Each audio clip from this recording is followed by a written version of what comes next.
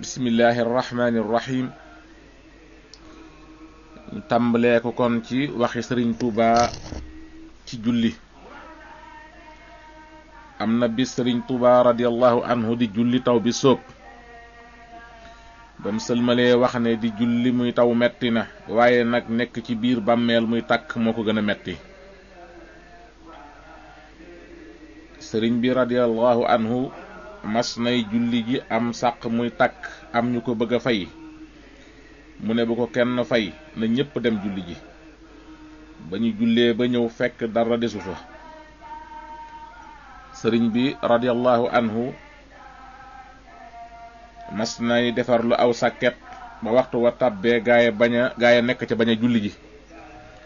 ba sëriñ bi jullee ba ñëw ne leen firi leen mboolem lu ngeen fi sàkket biñ noddee ak léegi. sëriñ Tuuba radiyallahu anhu